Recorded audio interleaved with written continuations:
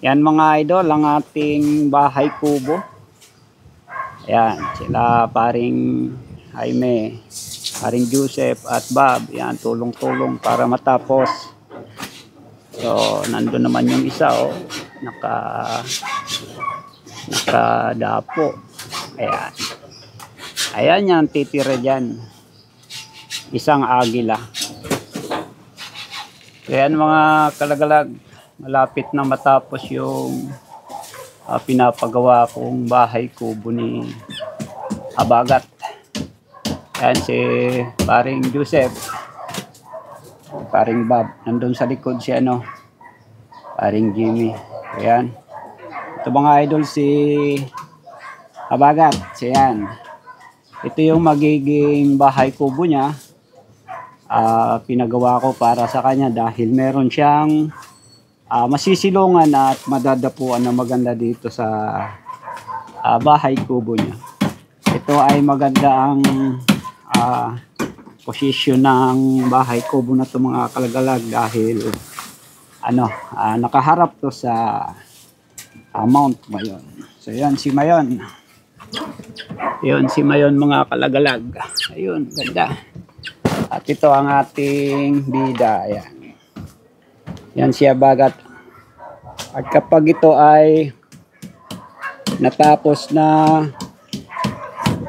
bahay kubo namin, ay dito na rin ako gagawa ng CI mga idol.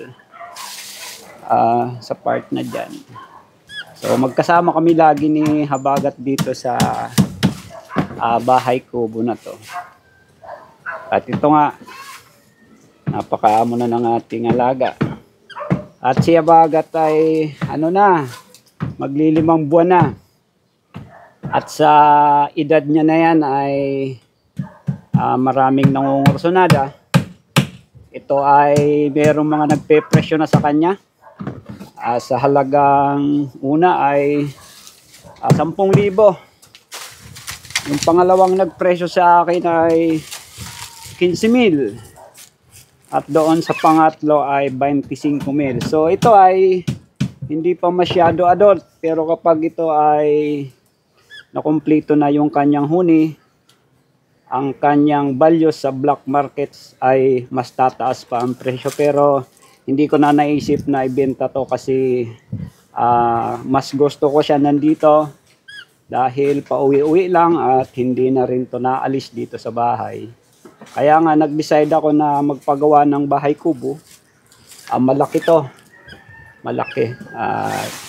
Ito nga si Habagat siya. Ayan, Habagat. Ganda na yung magiging dapuan mo at magiging komportable ka siguro dito sa bahay kubo mo, no? At nandun lang yung Mount Mayon. Kung gusto mo umuwi o bumalik doon kung saan ka galing ay anytime. Pwede kang bumalik doon sa iyong lugar.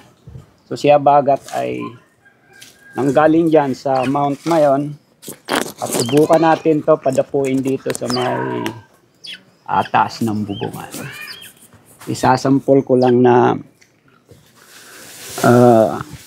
paakyatin natin. Halika nga, sampol tayo doon sa dapuan mo sa taas. Dali. Yan. Ito na. Padapuin natin doon. Doon tayo. Yan. Itong bahay kubo na to ay ang mga siding nito ay medyo tali o half lang para mas dito. Dapo. Diyan, dapo. Ayan mga idol, Ayan. Ganyan kapag hapon uwi ka, hindi yung gala ka ng gala. Yan, napakaganda ng pwesto mo dyan. Yan mga idol, si agila natin. Serpent eagle, marami ang nagsasabi na falcon. Hindi po ito falcon mga idol, yan ay serpent eagle. Isang klase ng agila na dumadagit ng mga reptile ba yan, lalo't yung mga ahas, yan ang paborito nila. Kaya nga serpent eagle dahil mahilig sila dumagit ng ahas. So mga maghapon, matatapos na to nila paring Joseph. Yan, bubong na lang mamaya. At bukas, magki-clearing na tayo dito para maayos na yung gawaan din natin ng CI. Napakaganda ng tanawin dito mga idol. Kaya nagpagawa ako ng bahay kubo dahil nga si Mount Mayon talaga ay kitang-kita. So, ayun mga idol, si Mount Mayon. Medyo maulap, pero kitang-kita yung tuktok niya. I-zoom natin ng konti para makita natin yung kanyang itsura.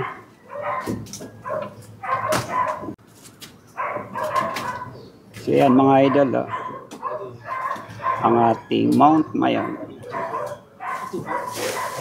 Yun, nakadulo ng kanyang tuktok.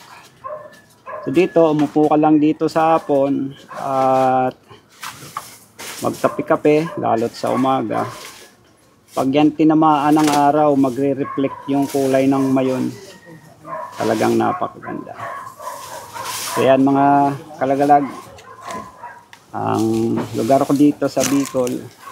At ito nga si Habagat ay marami nagsasabi, nagko-comment na ko daw ito, i-surrender ko sa DNR. Pero kung ito ay kukunin nila, wala namang problema. Pero hanggat nandito siya sa akin, siya ay aking aalagaan at iingatan, at walang balak ibenta dahil nga itong ating bida ay napamahal na sa atin. At shout out ko rin si Vic Buholano, isa sa mga nakasama ko na nakakita kay Habagat sa gubat. Yan mga idol, ang ating project ko sa ngayon. Ito ay katas natin sa YouTube.